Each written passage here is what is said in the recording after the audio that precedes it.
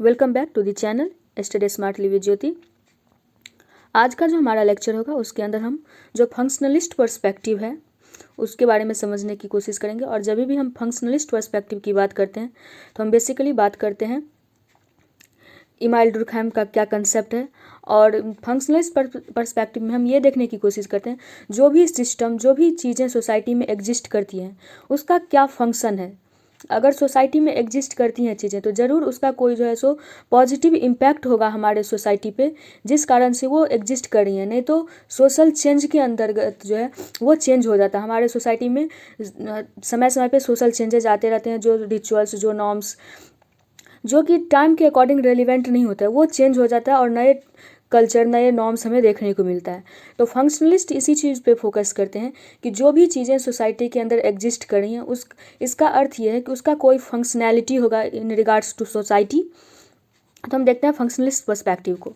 The functionalist perspective is mainly concern with the system requirements of society, certain functional imperatives, functional requisites and prerequisites. These refer to the fulfillment of the broadest condition which are necessary for a system's existence. यानी कोई भी functionalist perspective जो है, जो कि हमारा जो chapter है वो है सोशल सिस्टम।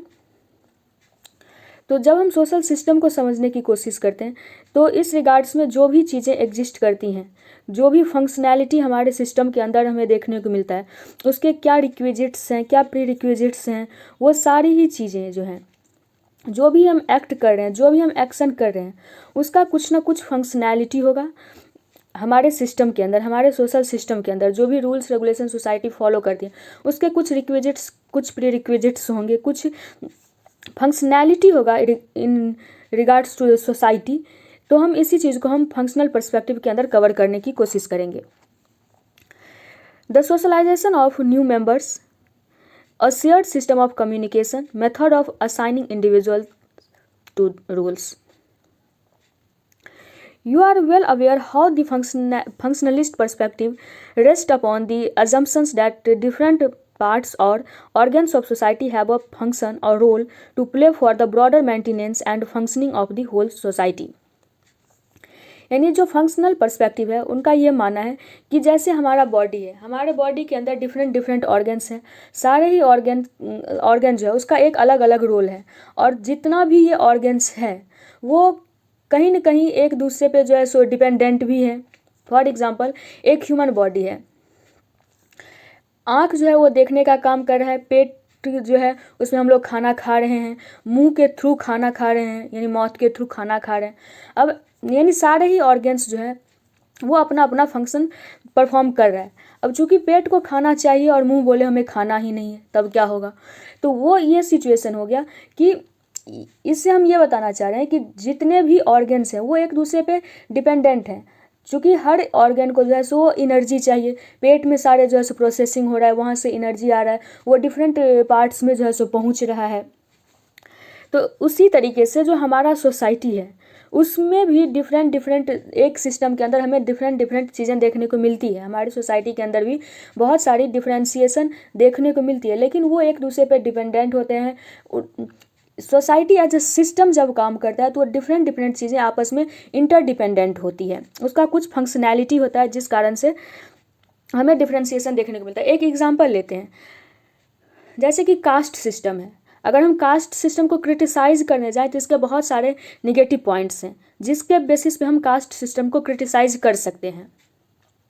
लेकिन अगर हम जब हम वर्ण सिस्टम की बात करते हैं, जो पहले जो वर्ण सिस्टम हुआ करता था, या कास्ट सिस्टम की अगर ही हम बात कर लें तो कास्ट जो है वो प्रोफेशन बेसिस पे है। यानी जो आदमी जिस तरीके के काम को कर रहा है हम उसके काम को लेकर के उसको जानते हैं। फॉर एग्जांपल अगर कोई लकड़ी का काम कर रहा है तो हम उसको कारपेंटर बोलते हैं, या फिर अगर कोई जो है वो मिट्टी का काम कर रहा है तो हम उसे कुम्हार बोलते हैं। यानी उसके काम के बेसिस पे हम उसको डिफरेंट नाम से जानते हैं कास्ट सिस्टम के अंदर। लेकिन जब हम एक सोसाइटी की बात करें तो एक सोसाइटी के अंदर ये सारे ही लोग इम्पोर्टेंट है। कोई एक वर्क कल्चर का व्यक्ति ये नहीं कह सकता है कि वो हर एक काम को कर सकता है। जैसे कि पहले जब हम बात करते हैं कि जब हमारा ट्रेडिशनल सोसाइटी हुआ करता था, या जब कह सकते हैं पूरा ही सोसाइटी जो है वो उसमें बहुत कम पर्सन हुआ करते थे और सारे ही लोग सारे ही काम को करना जानते थे, जो ट्रेडिशनल सोसाइटी था, तो उसमें इतना ज़्यादा डिफ्रेंसिएशन हमें देखने को नहीं मिला। लेकिन जैसे जैसे जो है सो पॉपुलेशन ग्रोथ हुआ और लोगों की रिक्वायरमेंट्स बढ़ी, लोगों का डिमांड बढ़ा, तो हमें डिफरेंट डिफ्रेंसिएशन देखने को मिला। और ये सारे ही डिफ्रेंसिएशन इसलिए थे क्योंकि ये एक दूसरे को सपोर्ट कर सके। जब हम डुरखाइम की बात करते हैं, जब डुरखाइम बात करते हैं डिवीज़न ऑफ लेबर की, तो उसमें डुरखाइम जो है वो दो कंसेप्ट देते हैं। वो पहला ये बोलते हैं, जो हमारा जो पहले का सोसाइटी था उसमें सॉलिडैरिटी था, उसमें सारे लोग आपस में मिल कर के काम करते थे, सारे ही लोग सारे ही काम को करना जानते थे।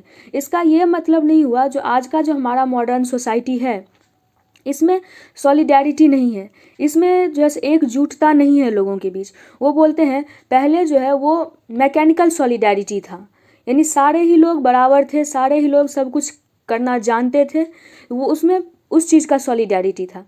लेकिन आज का जो हमारा जो है सिस्टम है, आज का जो हमारा सोसाइटी है वो ऑर्गेनिक सॉलिडैरिटी होगा यहाँ पे। यानी हर एक व्यक्ति जो हर एक इंडिविजुअल है किसी न किसी तरीके से, जिस तरीके से एक ऑर्गन दूसरे ऑर्गन के ऊपर डिपेंडेंट है अपने फंक्शन के लिए, उसी प्रकार से जो ह्यूमन बीइंग होगा वो भी एक दूसरे पर डिपेंडेंट होगा अपने रिक्वायरमेंट्स को फुलफिल करने के लिए।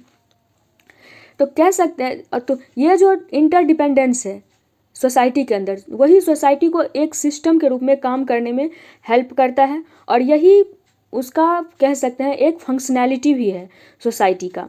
तो जब हम फंक्शनलिस्ट की बात करते हैं तो फंक्शनलिस्ट सोसाइटी में जो भी चीज़ें हो रही हैं, जो भी एक्शंस हो रहे हैं, उसके रिक्विजिट्स प्री रिक्विजिट्स की बात तो करेंगे, लेकिन वो उसके फंक्शन पे ज़्यादा फोकस करेंगे, उसको वो एक ब्रॉडर सेंस में देखने की कोशिश करते हैं।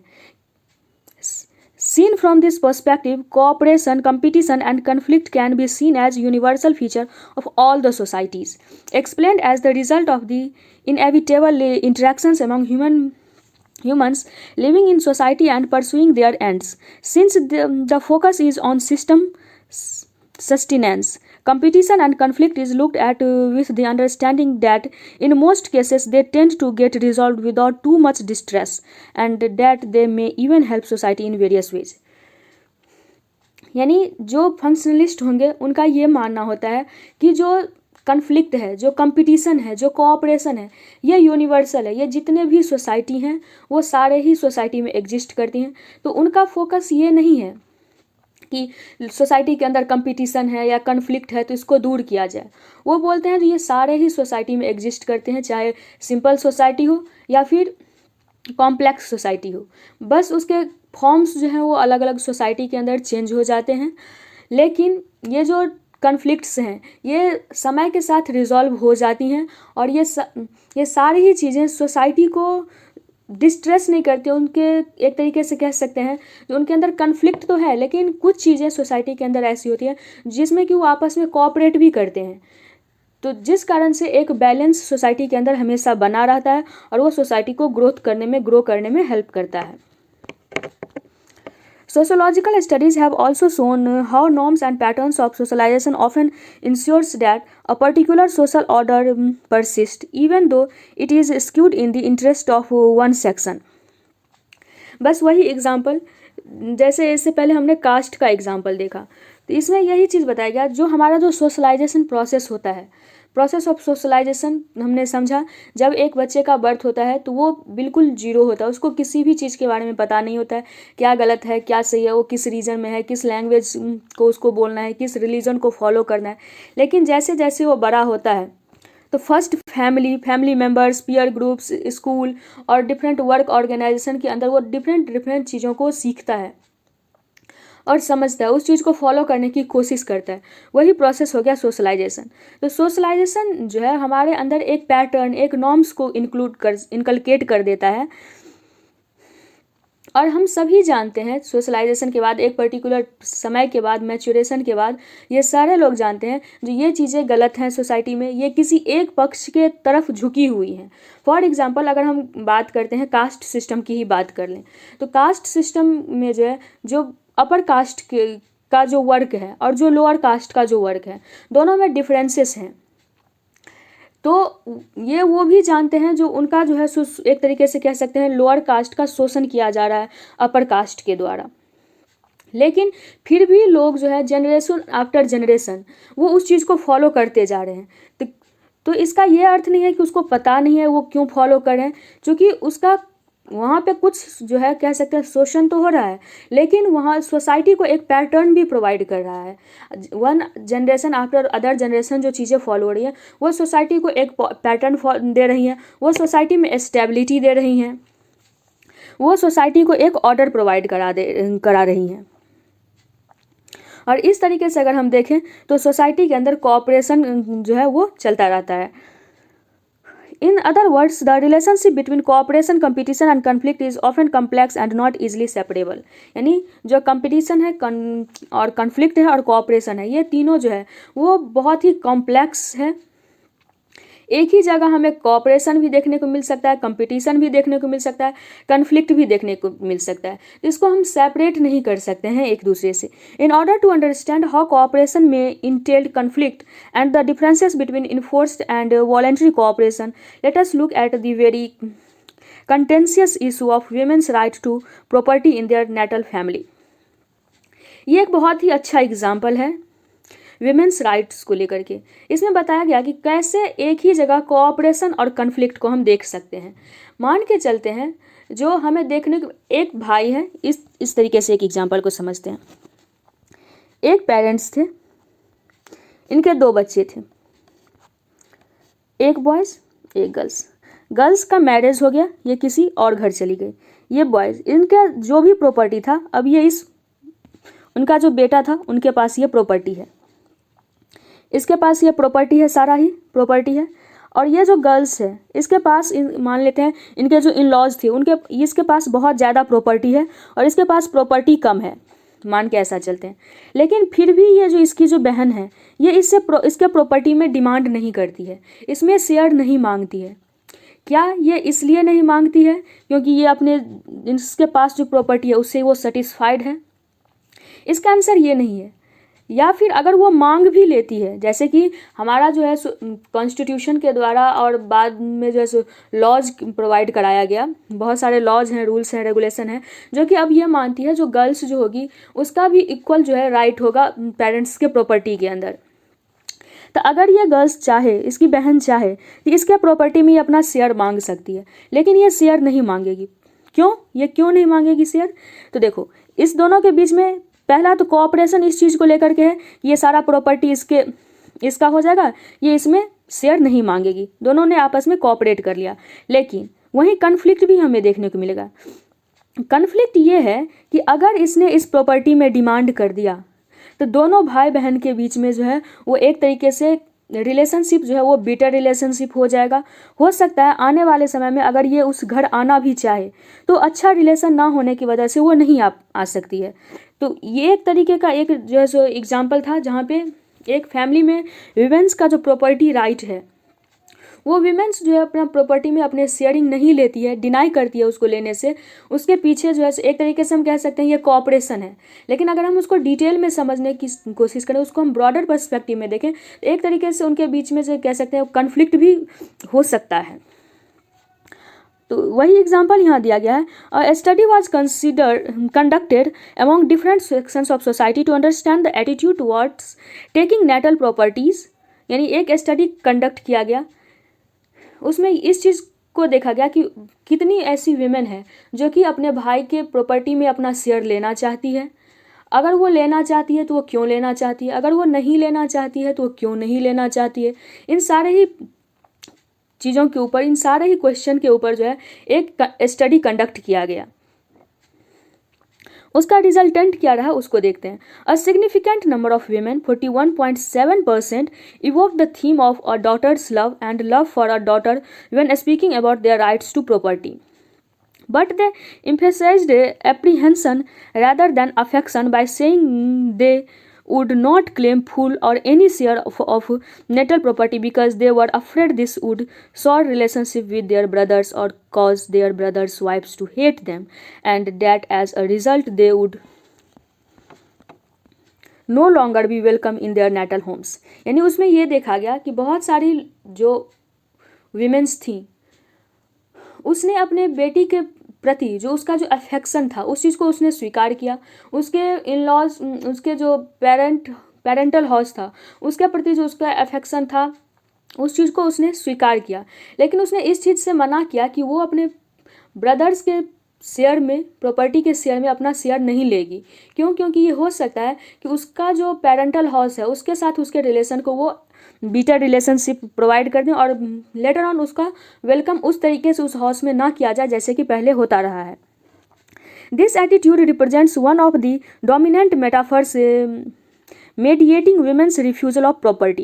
यानी यही वो एक बड़ा कारण है, एक बड़ा एटीट्यूड है जो कि रिप्रेजेंट करता है क्यों एक वीमेन अपने भाई के प्रॉपर्टी में अपना शेयर नहीं मांगती है। और women demanding her share in the is the greedy shrew और हक लेने वाली।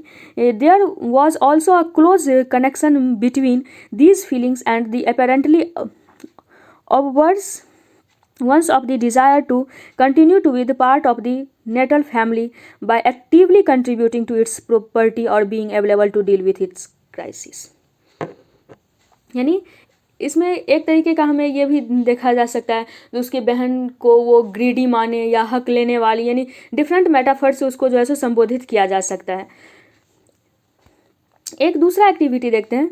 Activity 2 would enable you to appreciate how apparently cooperation behavior can also be seen as a product of deep conflict in society, but when these conflicts are not expressed openly or challenged, the impression remains that there is no conflict but only cooperation।